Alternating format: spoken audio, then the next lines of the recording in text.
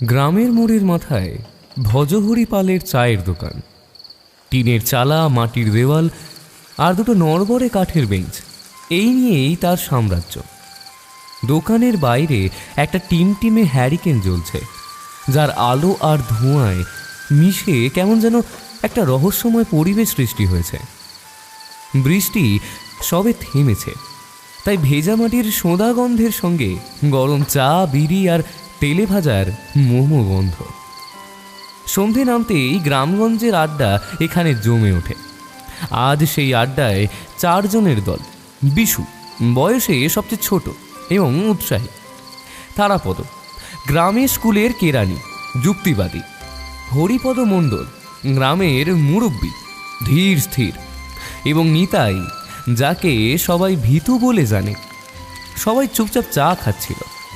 হরিপদ মণ্ডল তার বিড়িতে শেষ টান দিয়ে ধোঁয়া ছাড়লেন, যেটা হ্যারিকেনের আলোয় একটা সাদা রেখার মতো ওপরের দিকে মিলিয়ে গেল। এই বিশু, তারাপদ মুখ খুলল। কাল তো পুজোর চাঁদা তুলতে গেলি, শুনলাম ঘোষেদের পুকুর পাড়ে নাকি একটা ঝামেলা হয়েছে।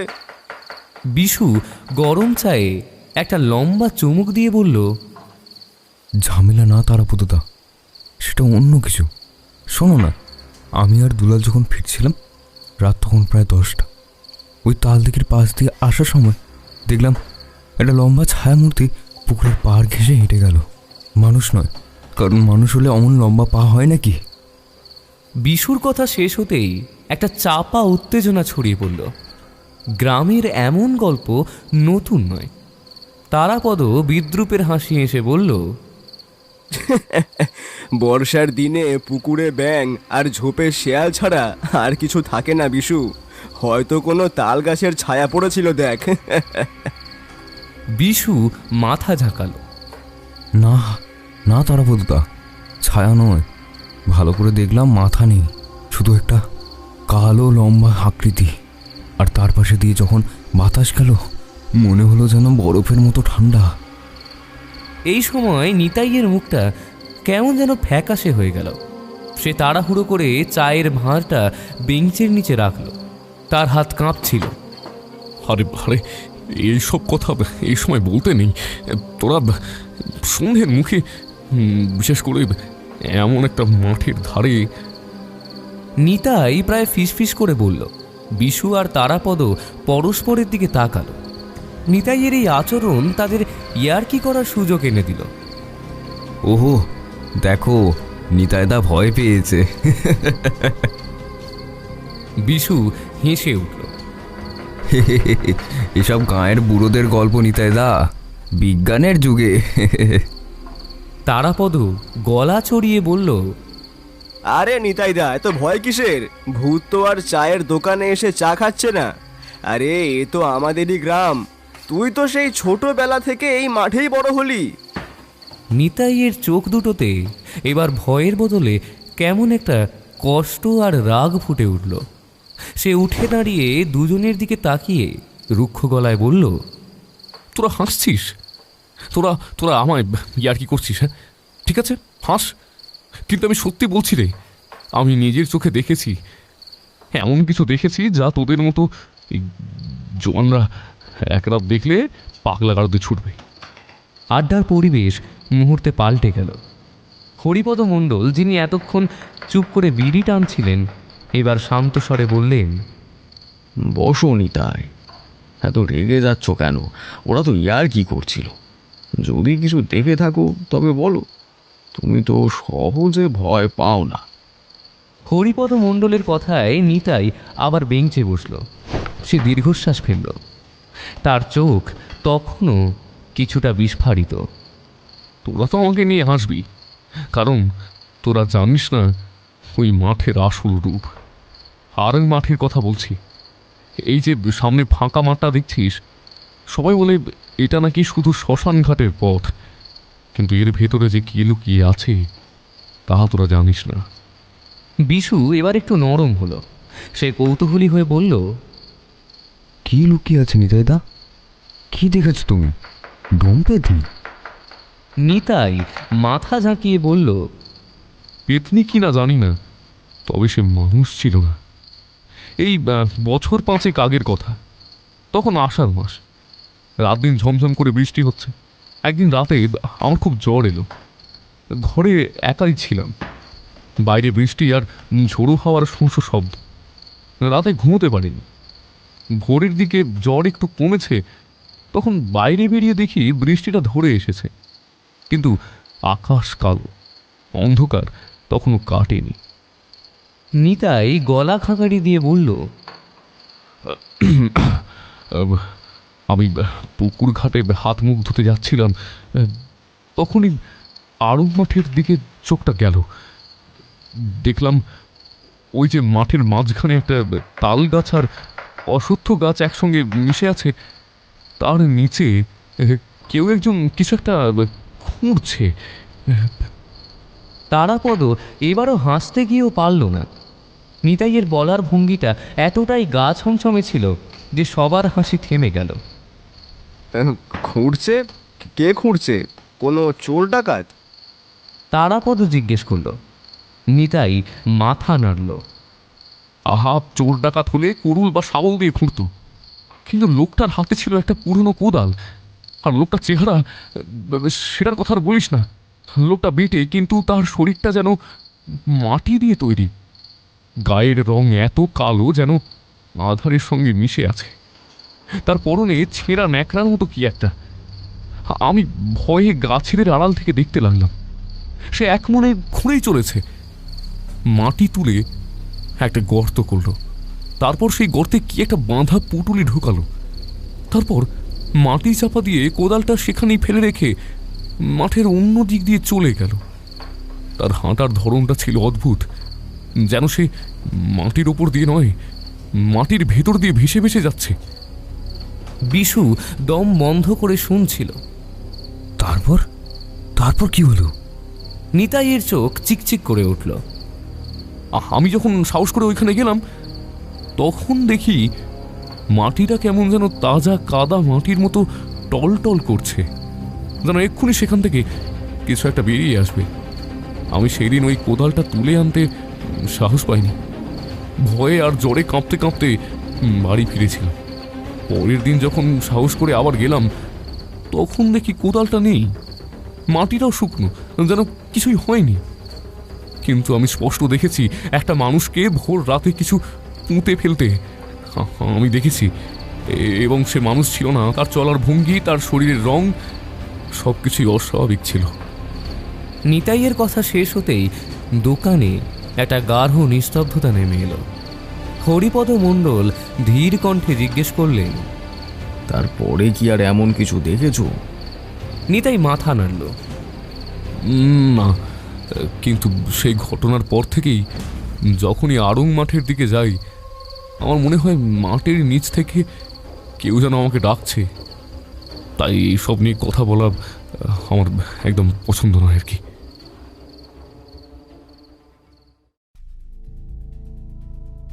পরের দিন ভোর থেকেই গ্রামে একটা চাপা গুঞ্জন শুরু হলো। রতনডোমের বউ থানাপাড়ায় খবর দিয়েছে রতন নিখোঁজ।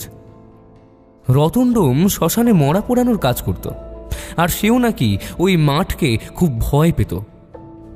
আড়ং মাঠ, লোকে বলে 5 বছর আগে রতনকে পুলিশে ধরে নিয়ে গিয়েছিল।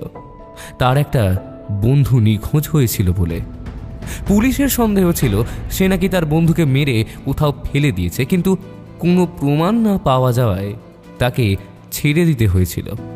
তারপর থেকেই রতন কেমন ভয়ে ভয়ে থাকত। গল্পের এই চায়ের আড্ডার ঘটনার ঠিক 2 দিন পরের কথা। দুপুরবেলা চায়ের দোকানে ভজহরি পালের খদ্দের বলতে কেবল হরিপদ মণ্ডল এবং তারাপদ। বিশু এখনো আসেনি। শুনলে হরিপদদা? তারাপদ চায়ে চুমুক দিল। রতন ডোম নাকি কাল রাত থেকে বাড়ি ফেরেনি। বউ বলছে মদ খেয়ে ঝগড়া করে বেরিয়েছিল, সম্ভবত সেই আড়ং মাঠের দিকেই গিয়েছে। হরিপদ মণ্ডল আকাশের দিকে তাকালেন। মেঘ করেছে।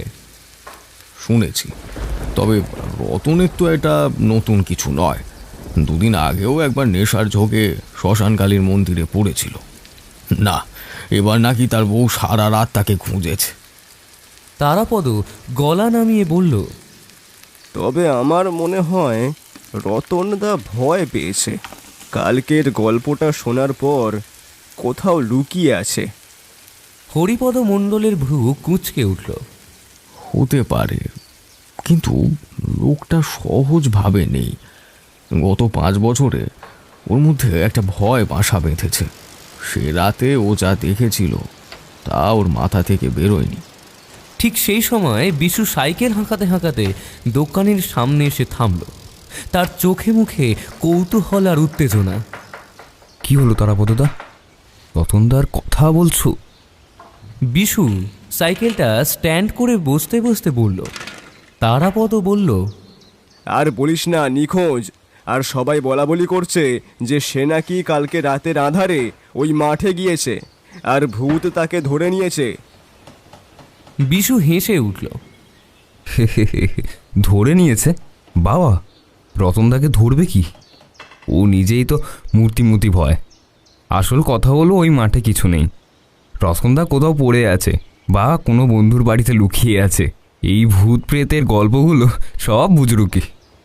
হরিপদ মণ্ডল শান্তভাবে বললেন, কথাটা ভেবে বলো বিশু, তুমি তো নিজের চোখেই ছায়া দেখেছো। বিশু মাথা ঝাঁকালো। ছায়া দেখেছি, কিন্তু সেটা কি হলো তা তো জানি না। আর রতনদার এই নিখোঁজ হওয়ার সঙ্গে এই ছায়ার কোনো সম্পর্ক নেই। বিশ্বাস না হলে শোনো, আমি আজ রাতে ওই আড়াং মাঠে যাব, একা থাকবো, রাত কাটাবো। কাল সকালে আমি প্রমাণ করে দেব যে ওই মাঠের ভেতরে কোনো প্রেতনি নেই। তারাপদ প্রথমে চমকে গেল, তারপর ফিসফিস করে বলল, বিশু, পাগলামো করিস না। বিশু একরোখা হাসি হাসল। এটাই প্রমাণ করার দরকার তারাপদদা, রতনদার জন্য নয়, বিজ্ঞান আর যুক্তির জন্য। আর ওই মাঠের রহস্য চিরদিনের জন্য ভাঙার জন্য।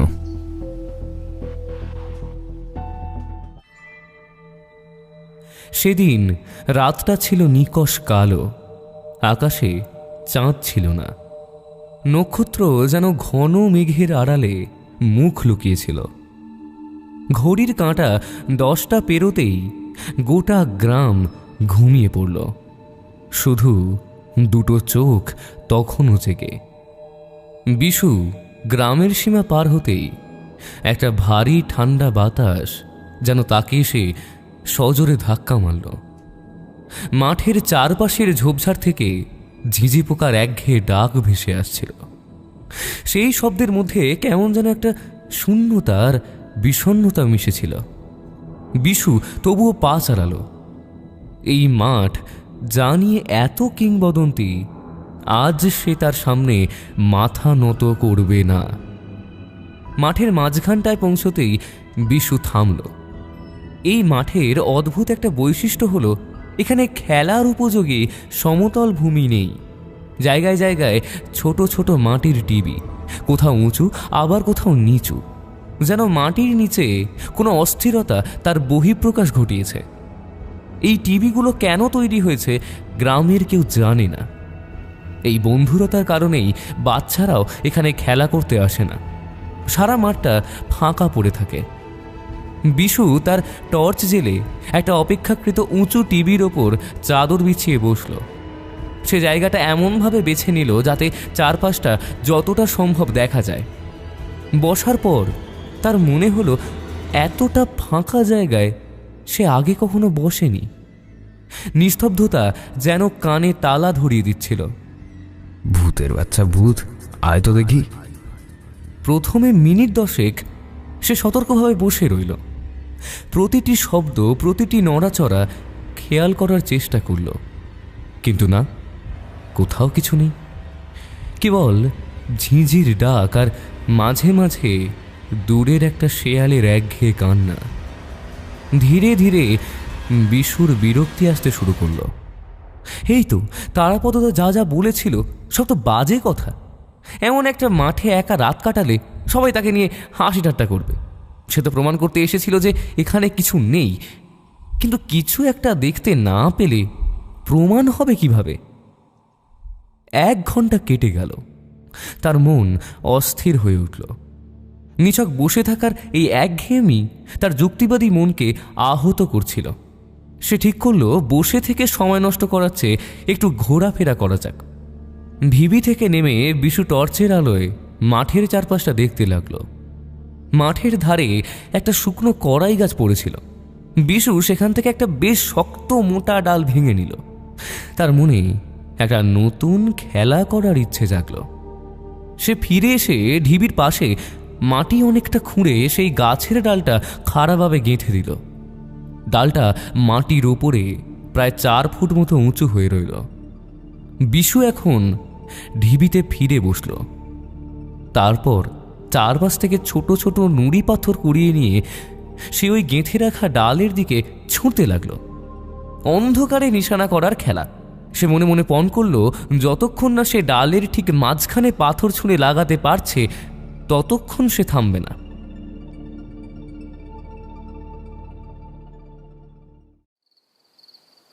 প্রথমবারের চেষ্টা ব্যর্থ হলো, দ্বিতীয়বারেও লাগলো না। তৃতীয়বারের চেষ্টায় ঠক করে একটা শব্দ হলো। পাথরটা ডালের গায়ে লাগলো। বিশুর মুখে একটা মৃদু হাসি ফুটে উঠল। সে আরও মনোযোগ দিয়ে ছুঁড়তে লাগলো। ডালটা দূরে গেলেও টর্চের আলোয় তার অবয়ব স্পষ্ট দেখা যাচ্ছিল।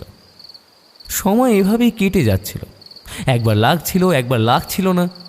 পাথর ছোঁড়ার একঘেয়ে শব্দ যেন আরং মাঠের নিস্তব্ধতাকে আরও প্রকট করে তুলছিল। প্রায় মধ্যরাত। বিশু তখন শেষবারের মতো একটা পাথর ছুঁড়তে যাচ্ছে। ঠিক সেই মুহূর্তে তার বাম দিক থেকে একটা খসখস শব্দ এলো। শব্দটা যেন শুকনো মাটির উপর দিয়ে কিছু টেনে নিয়ে যাওয়ার মতো।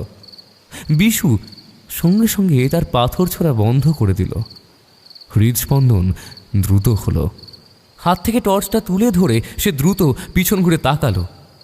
আলোর তীব্রতা সেদিকে ফেলল, কিন্তু না, কোথাও কিচ্ছু নেই। মাঠের উঁচু নিচু ঢিবি আর ঝোপঝাড় ছাড়া আর কোনো প্রাণী চোখে পড়ল না। বাতাসটাও যেন হঠাৎ থমকে গেছে। শেয়ালের ডাকও বন্ধ। সব যেন স্থবির। ভুল শুনেছি। বিশু নিজেকে বোঝালো, হয়তো কোনো শেয়াল দেখেছি, পালিয়ে গেছে। সে লম্বা একটা শ্বাস ফেলে ধীরে ধীরে সামনের দিকে ঘুরল। ডালটায় নিশানা করার জন্য প্রস্তুত হচ্ছিল, কিন্তু সামনে তাকিয়েই তার হৃৎপিণ্ড এক মুহূর্তের জন্য বন্ধ হয়ে গেল। ডালটা নেই। যেখানে সে এতক্ষণ ধরে ডালের গায়ে পাথর ছুঁড়ছিল সেখানে তো ডালটা থাকার কথা, কিন্তু টর্চের আলোয় সে দেখল মাটিটা যেন সদ্য খোঁড়া কাদার মতো ভেজা। ভয়ে বিশুর হাত কাঁপতে শুরু করলো। সে দ্রুত ঢিবি থেকে নামলো এবং সেই জায়গায় এগিয়ে গেল। টর্চের আলোয় সে স্পষ্ট দেখতে পেল ডালটা পুরোপুরি অদৃশ্য হয়ে যায়নি। ডালটা মাটির ভেতরে সোজা নিচে নেমে গেছে।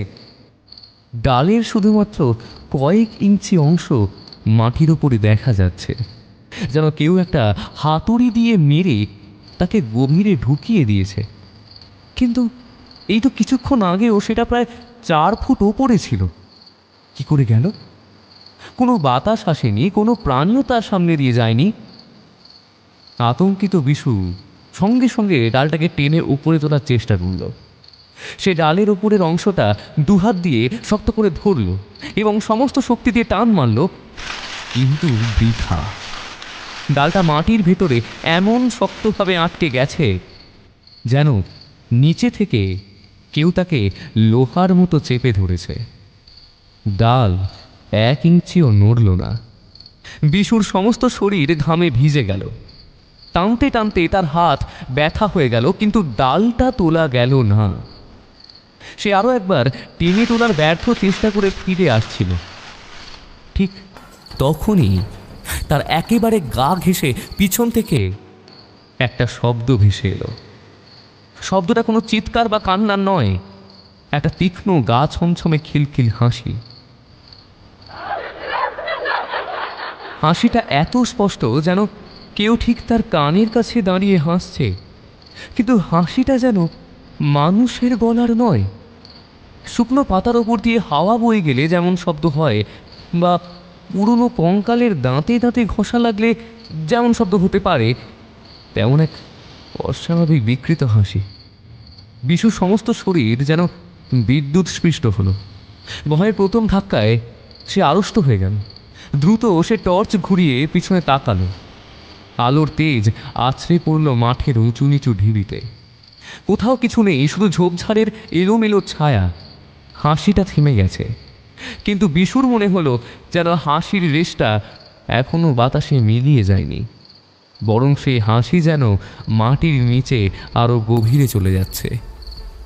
বিশুর মনোযোগ এবার চারপাশের পরিবেশের উপর পড়ল। এতক্ষণ সে শুধু ডালটার দিকেই মন দিয়েছিল, তাই সে খেয়াল করেনি এবার যখন তার চারপাশের পৃথিবীটা যেন হঠাৎ পাল্টে গেছে। প্রথমেই তার কানে এলো সেই অসহনীয় নিস্তব্ধতা। যে ঝিঝি পোকারা এতক্ষণ ধরে ক্রমাগত ডাকছিল, তাদের শব্দ পুরোপুরি বন্ধ। মাঠের এই নিস্তব্ধতাটা স্বাভাবিক নয়। গ্রামের এত কাছে যেখানে ঝোপজঙ্গল আছে, সেখানে এই গভীর রাতে এমন নীরবতা কেবল আতঙ্কের জন্ম দেয়।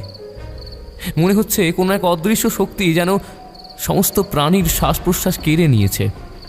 ঠান্ডা বাতাসের একটা স্রোত তার কানের পাশ দিয়ে বেরিয়ে গেল। এতক্ষণ পরিবেশটা শান্ত ছিল, কিন্তু এখন সেই শীতল স্রোত বিশুর মনে করিয়ে দিল বিশুর প্রথম রাতে দেখা সেই কালো ছায়ার কথা, যখন বাতাস তার গা ঘেঁষে যাওয়ার সময় বরফের মতো ঠান্ডা লেগেছিল।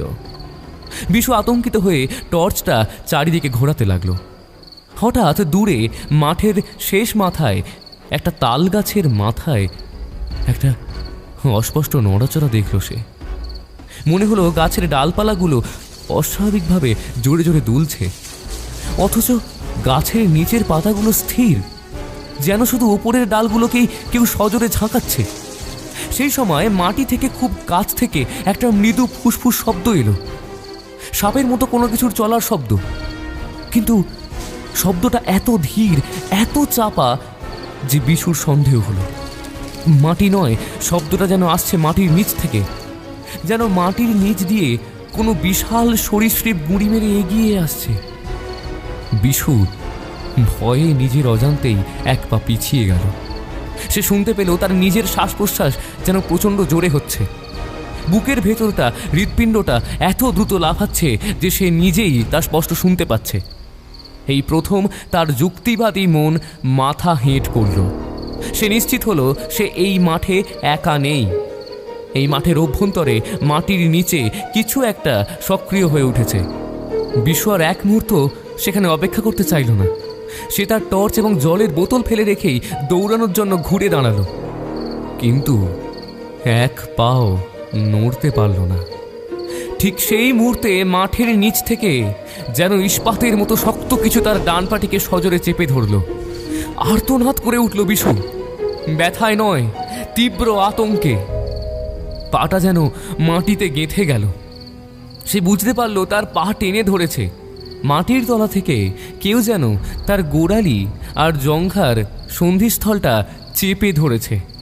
বিশু লাফিয়ে ওঠার চেষ্টা করল, নিজেকে ছাড়িয়ে নেওয়ার জন্য প্রবলভাবে ঝাঁকুনি দিল, কিন্তু যে হাতটা তাকে ধরেছিল তার শক্তি যেন লোহার বাঁধনের মতো।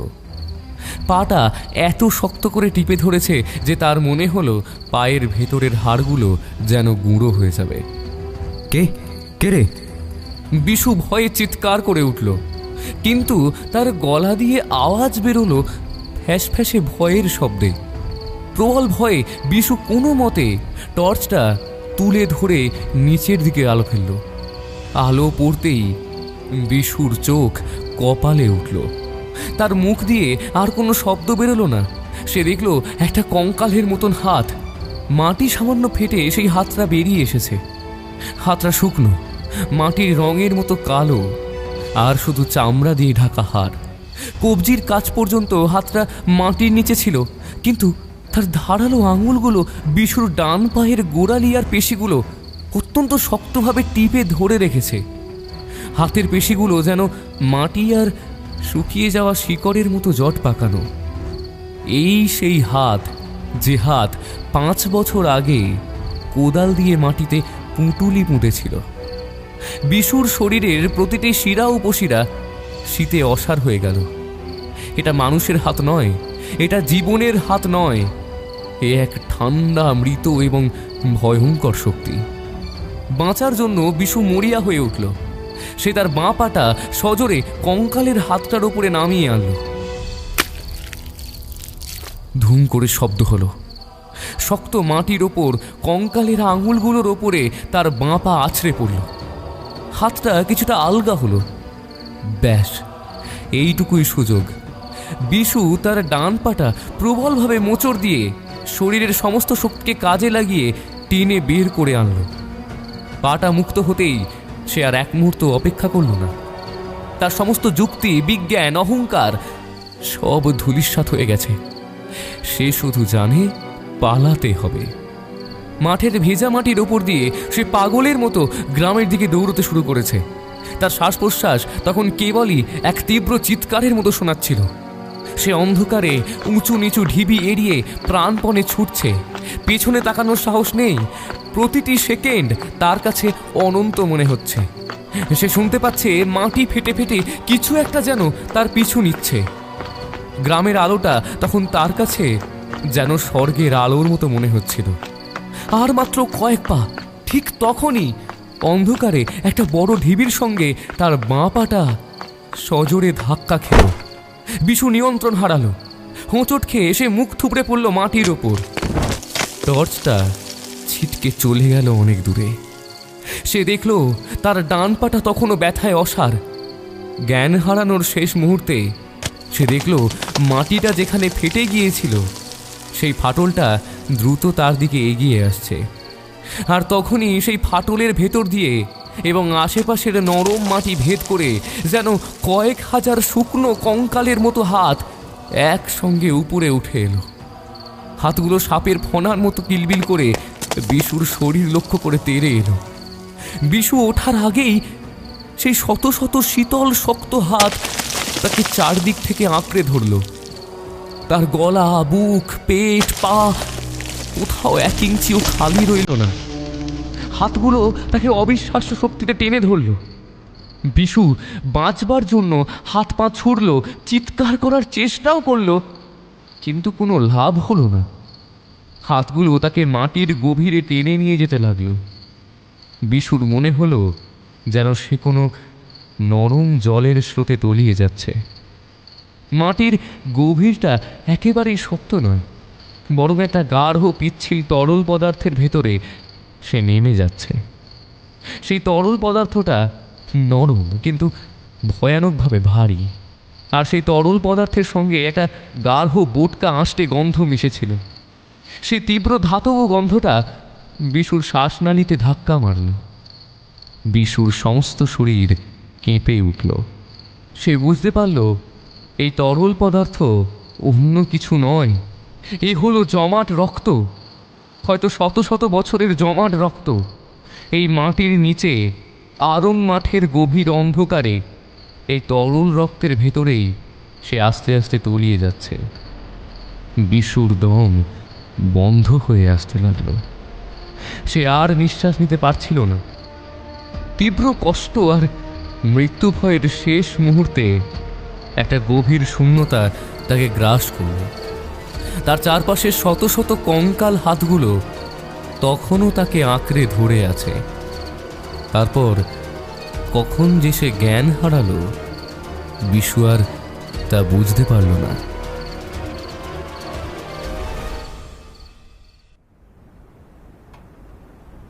বিশুর জ্ঞান যখন ফিরল তখন সে কোনো শারীরিক অনুভূতি পেল না। সে দেখল সে যেন এক ঘোর লাগা অন্ধকারে ভেসে বেড়াচ্ছে। শরীরের ভার নেই, ব্যথা নেই, যেন সে এক অস্তিত্বহীন সত্তা। তার সামনে একটা দৃশ্য ফুটে উঠল, যেন অতীতের কোনো এক ঘটনা তার চোখের সামনে স্বপ্নের মতো চলছে, কিন্তু তা অসম্ভব স্পষ্ট। দৃশ্যটি ছিল রাতের বেলার একটি ছোট মাটির ঘর। ঘরের ভেতরে টিমটিমে একটা হ্যারিকেনের আলো জ্বলছে। সেই আলোয় ঘরের কোণে জমে থাকা ধুলো আর মাকড়সার জাল স্পষ্ট দেখা যাচ্ছে। ঘরের মাঝখানে রতনডোম দাঁড়িয়ে, তার পরনে একটা ছেঁড়া গেঞ্জি আর লুঙ্গি, চোখে লালচে ভাব, মুখ ফুলে আছে, স্পষ্ট দেখে বোঝা যাচ্ছে সে প্রচুর মদ খেয়ে এসেছে। তার শরীর টলছে। সামনে দাঁড়িয়ে আছে তার বউ চামেলি, সাধারণ চেহারার ক্লান্ত এক নারী। তার চোখে গভীর হতাশা আর একরাশ অভিযোগ। রতন দরজা ঠেলে ঘরে ঢুকতেই চামেলি চাপা অথচ দৃঢ় গলায় বলে উঠল, কি গো, আবার এ কি চেহারা করে এসেছো? সারাদিন আমি খেটে মরলাম আর তুমি সেই টাকা ঢেলে এলো ওই মদের দোকানে। একটুও কি আক্কেল হবে না তোমার? রতন টলতে টলতে একটা টুলের ওপর হাত রাখল। হাসিটা তার মুখের স্বাভাবিক ছিল না, যেন একটা বিকৃত হাসি। হবে না, না, আমার আক্কেল হবে না। আরে তোর কি, তোর কি? খবরদার, তুই আমাকে উপদেশ দিতে আসবি না। আমি আমার কষ্টের রোজগার দিয়ে যা ইচ্ছা করব। চামেলির গলা আবেগে কাঁপল। কষ্টের রোজগার? হ্যাঁ, কষ্টের রোজগার। সেই কষ্ট তো আমাকেও করতে হয় নাকি? একটা মেয়ে বড় হচ্ছে, তার দুমুঠো ভাতের চিন্তা নেই তোমার। কাল রাতেও জ্বর নিয়ে তুমি আমাকে দু কথা শোনালে, আর আজ আবার সেই একই কাণ্ড। রতন একটা গালাগালি দিয়ে হাত নেড়ে বলল, মেয়ের কথা আমাকে বোঝাতে আসিস না। কাল সকালেই যাব বললাম না। নেশা না করলে কি চলে? এই শ্মশানের কাজ করে মাথাটা একেবারে পচে গেছে। একটু শান্তি দরকার হয়, বুঝলি? শান্তি। শান্তি? চামেলির চোখে জল এলো। শান্তি তো তুমি নিজেই নষ্ট করছো। এই নেশার জন্যই তো 5 বছর আগে সেই ঘটনার পর থেকে তোমার এই অবস্থা। তুমি কি একবারও ভাবো না যে আর কতদিন? রতন মদের নেশায় তখন রাগে টকবক করছে। সে আর কোনো কথা শুনতে রাজি ছিল না। 5 বছর আগের কথাটা শোনা মাত্রই তার ভেতরের ক্রোধ যেন ফেটে পড়ল। এই চুপ কর, একদম চুপ। তুই আর ওই 5 বছর আগের কথা তুলবি না। আমি কিছু দেখিনি, ও সব চোখের ভুল ছিল। আর তোর এই প্যানে কথাগুলো আমার আর শুনতে ভাল লাগে না। রতন টলতে টলতে চামেলির দিকে এগিয়ে এলো। চামেলি 2 পা পিছিয়ে গেল। আমি দেখতে পাইনি কিচ্ছু না, যা দেখি তা ভুলে যাই। নেশা করি যাতে আমি সব ভুলে থাকতে পারি। রতন প্রায় চিৎকার করে উঠল। চামেলি এবার সাহস করে তার পথ আটকালো। ভুলতে তুমি পারো না, সেই জন্যই তো তুমি দিনে দিনে শেষ হয়ে যাচ্ছ। আর তুমি যদি এইভাবে রোজ মদ খেয়ে ফিরে আসো, তবে কালই আমি মেয়েকে নিয়ে বাপের বাড়ি চলে যাব। তোমাকে নিয়ে আর এইভাবে বাঁচা সম্ভব নয়। এই কথাটা রতনের নেশাগ্রস্ত মাথায় চরম আঘাত আনল। তার বউ তাকে ছেড়ে চলে যাবে? রতন মুহূর্তের মধ্যে হিসেব ভুলে গেল। সে সপাটে তার ডান হাতটা তুলল এবং চামেলির গালে সমস্ত শক্তি দিয়ে এক থাপ্পড় মারল। সশব্দে যেন গোটা ঘরে প্রতিধ্বনিত হলো। চামেলি টাল সামলাতে না পেরে কয়েক হাত দূরে গিয়ে একটা কাঠের টুলের ওপর পড়ে গেল। তার মুখ থেকে একটা ক্ষীণ আর্তনাদ বেরিয়ে এলো। তার ঠোঁটের কোণ ফেটে রক্ত ঝরতে লাগলো। কিন্তু রতন থামল না। থাপ্পড় মেরে তার ভেতরের পশুটা যেন জেগে উঠেছিল। যাবি? যা দেখি, আজ তোর চলে যাওয়া আমি বন্ধ করবো। যা দেখি কেমন যাস। রতন পাগলের মতো চামেলির দিকে ছুটে গেল। চামেলি যন্ত্রণায় কুঁকড়ে উঠে প্রাণপণে নিজেকে বাঁচানোর চেষ্টা করছিল। রতন তার গায়ের ওপর গিয়ে পড়ল এবং মাটিতে পড়ে থাকা চামেলিকে এলো পাথারি লাথি মারতে শুরু করলো।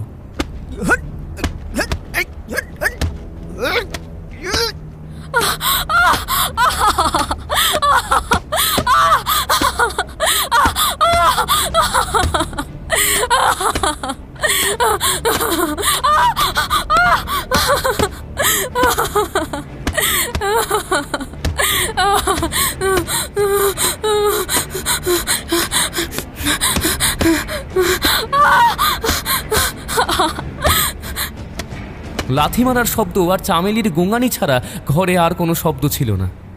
হ্যারিকেনের আলোয় রতনের উন্মত্ত চেহারা আরও ভয়ানক দেখাচ্ছিল। বহুক্ষণ ধরে রতন তাকে লাথি মারল। চামেলির সমস্ত শরীর যন্ত্রণায় অসাড় হয়ে যাচ্ছিল। সে বুঝতে পারল এইভাবে চললে রতন তাকে মেরেই ফেলবে। বাঁচার শেষ চেষ্টা করল চামেলি। যন্ত্রণা সত্ত্বেও চামেলি শরীরের সমস্ত শক্তি এক করে রতনের বুকে সজোরে একটা ধাক্কা মারল।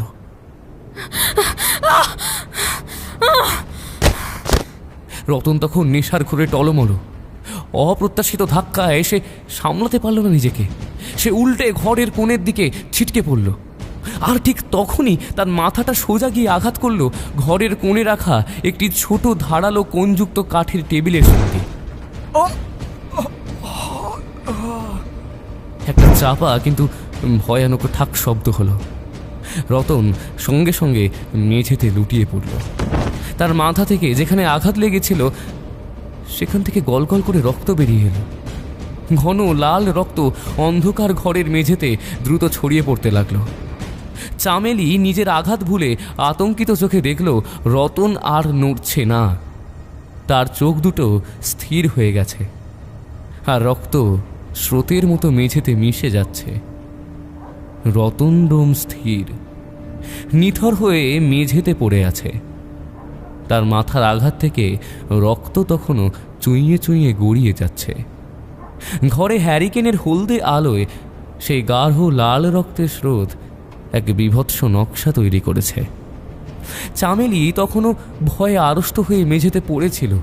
তার শরীরে রতনের লাথির তীব্র ব্যথা, গালে থাপ্পড়ের জ্বালা, কিন্তু সেই সমস্ত শারীরিক কষ্ট এক লহমায় মুছে গেল। সে দেখল তার চোখের সামনে তার স্বামী রতন মৃত। প্রথমেই তার মুখ থেকে এক তীব্র হাউমাউ চিৎকার বেরিয়ে এলো। ও গো, এ তুমি কি করলে? আমি তো মারতে চাইনি, আমি তো শুধু বাঁচার জন্য। চামেলি কোনো মতে হামাগুড়ি দিয়ে রতনের নিথর দেহের কাছে গেল। তার হাত পা কাঁপছিল। সে রতনের শীতল মাথায় হাত রাখল। রক্তের উষ্ণতা তখনও পুরোপুরি মিলিয়ে যায়নি। সে বুঝতে পারল তার সামান্য একটা ধাক্কা শুধুমাত্র আত্মরক্ষার জন্য করা একটা কাজ রতনকে চিরদিনের জন্য থামিয়ে দিয়েছে। ভয় আর অনুশোচনা একসঙ্গে তাকে গ্রাস করল। সে নিজের চুল ছিঁড়তে শুরু করলো। রতনের দেহ জড়িয়ে ধরে জোরে জোরে কাঁদতে লাগলো। তার মনে হলো রতন যতই খারাপ হোক, যতই নেশা করুক, সে তো তার স্বামী। আর আজ তার স্বামী তার হাতেই মারা গেল। আমি কি করলাম গো? আমি তো খুনি। আমার হাতে তোমার রক্ত। কেন আমি ধাক্কা মারতে গেলাম? কেন ধাক্কা মারতে গেলাম?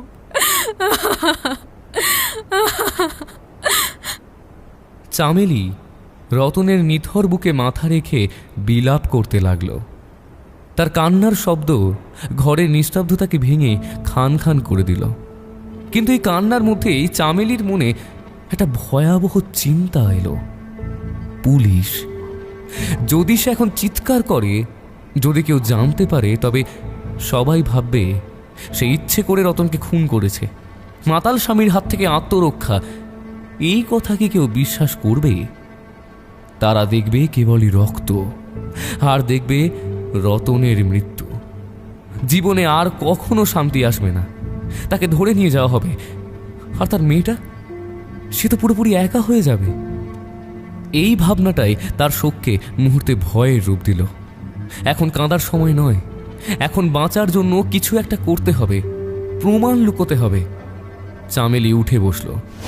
চোখের গাল বেয়ে জল নামছে, কিন্তু তার মন এখন ইস্পাতের মতো শক্ত। সে দ্রুত চারিদিকে তাকালো। অন্ধকার রাত, সবাই ঘুমিয়ে। এই সুযোগ। রতন ডোম ছিল ডোম পেশার লোক। শ্মশানঘাটে তার কাজ। তাদের বাড়িতে একটি ছোট পুরনো ঠেলা গাড়ি ছিল, যা তারা শ্মশানের বিভিন্ন সরঞ্জাম আনার জন্য ব্যবহার করত। চামেলি বাইরে বেরিয়ে ঠেলা গাড়িটা টেনে আনল। পুরনো গাড়ির চাকাগুলো ক্যাঁচ ক্যাঁচ শব্দ করতে লাগলো। সে ভয়ে শিউরে উঠল, যদি কেউ শোনে। দ্রুত শব্দ থামানোর জন্য সে চাকার নিচে সামান্য জল ছিটিয়ে দিল। তারপর সে ঘরে ফিরে এলো। রতনের দেহটা ভারী। মদ খেয়ে রতনের শরীর তখন আরও ভারী হয়েছিল। চামেলি দাঁতে দাঁত চেপে সমস্ত শক্তি দিয়ে প্রথমে রতনের হাত ধরে টানতে টানতে তাকে দরজার কাছে নিয়ে এলো। মাটিতে রক্তের দাগ পড়ে গেল। এরপর সে প্রায় আধ ঘন্টা ধরে সংগ্রাম করল। কোনো মতে রতনকে ঠেলা গাড়ির ওপর তুলল। দেহটা ঠেলা গাড়িতে চাপানো ছিল এক কঠিন কাজ। অবশেষে যখন তা করা হলো, রতনের নিথর দেহটা গাড়ির ওপর এলিয়ে রইল।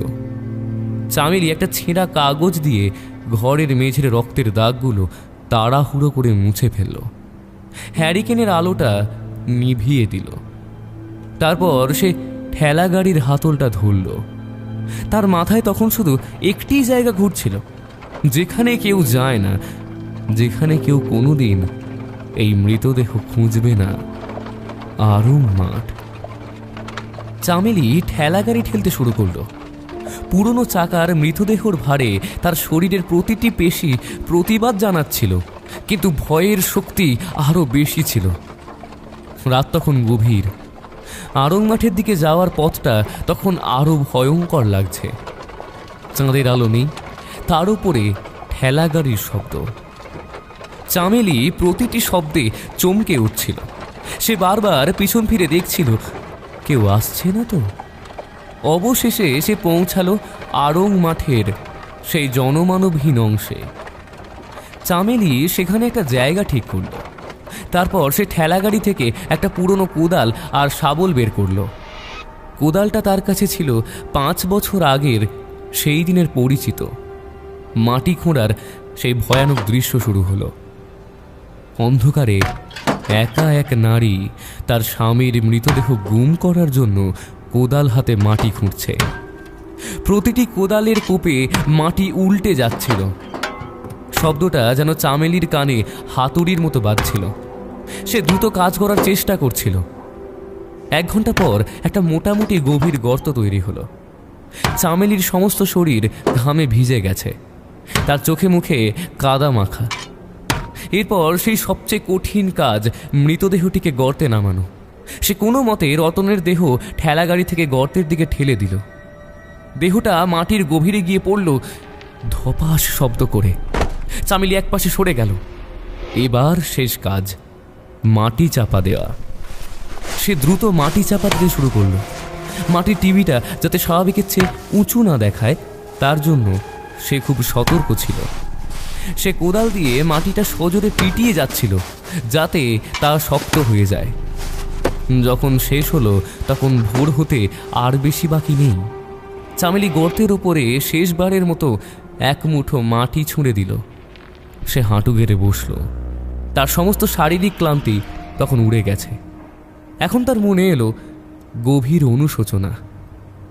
বিদায় গো, আমায় ক্ষমা করে দিও। তুমি আমার জীবনে যে কষ্ট দিয়েছ, তার শাস্তি তুমি পেয়ে গেছ। আর আমি যা করলাম তার শাস্তি আমি সারা জীবন পাবো। আর আজ থেকে 5 বছর আগে তোমার বন্ধুকে যে তুমি মেরেছিলে, সেই খবর আমি ছাড়া আর কেউ জানবে না। সে ফিস ফিস করে বলল। কয়েক মিনিট সে একা একা সেখানে কাঁদছিল। তার কান্নার শব্দ শুধু সেই নীরব ভয়ঙ্কর মাঠটা শুনতে পেল।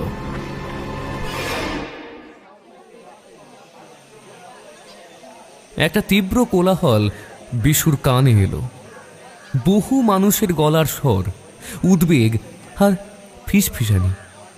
প্রথমে শব্দগুলো তার কাছে অস্পষ্ট, দুর্বোধ্য গুঞ্জনের মতো লাগছিল। সে বুঝতে পারছিল না সে কোথায়। তার মাথাটা অসম্ভব ভারী লাগছিল, যেন কেউ হাতুড়ি পিটিয়েছে। ধীরে ধীরে বিশু তার চোখ খুলল। ভোরের নরম আলো এসে পড়ল তার চোখে। চারপাশটা ঝাপসা।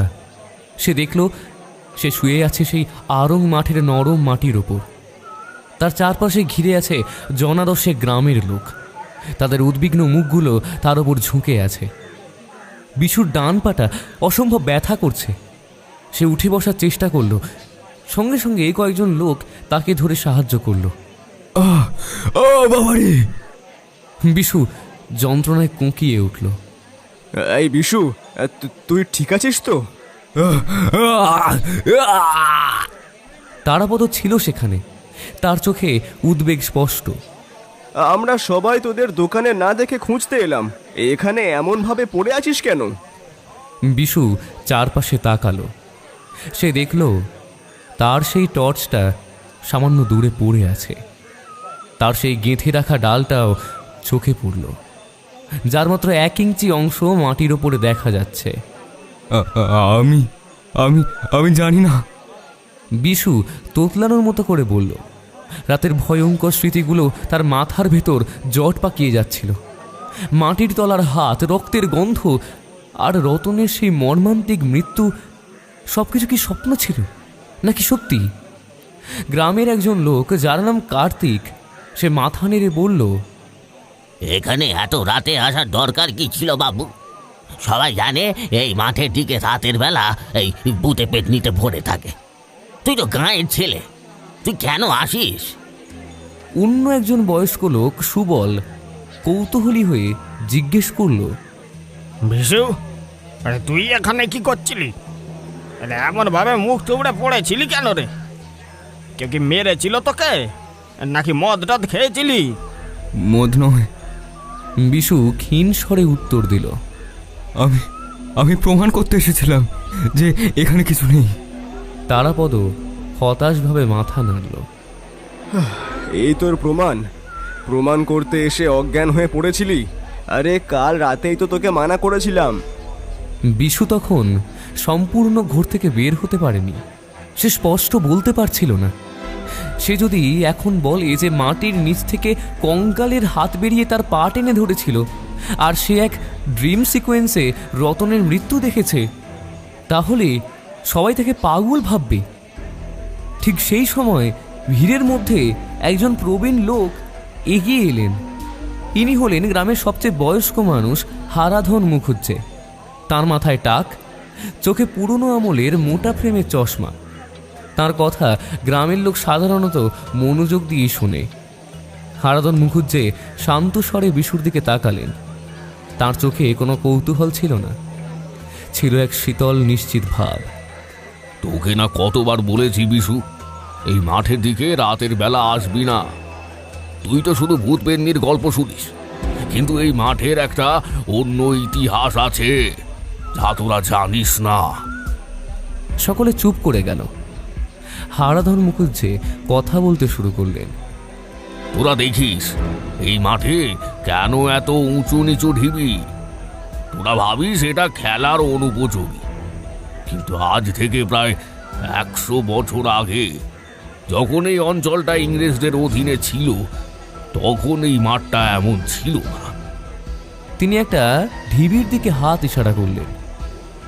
এই জায়গাটা ছিল সাহেবদের কবরখানা। বড় লাটদের সময় এখানে যারা মারা যেত তাদের এখানেই কবর দেওয়া হতো। এই যে বড় বড় মাটির ঢিবিগুলো দেখছিস, এর প্রত্যেকটার নিচে একজন করে সাহেবকে তাদের কফিন সমেত পোঁতা আছে। তাই এই মাটির গঠনটা এমন উঁচু নিচু। এই জায়গাটা মাটির নিচে শুধু মাটির স্তর নয়, এখানে রয়েছে পুরনো কাঠের কফিন আর মৃতদেহ। বিশু জানত এই মাটির নিচে আরও একজনের দেহ পোঁতা আছে। সে হলো রতন।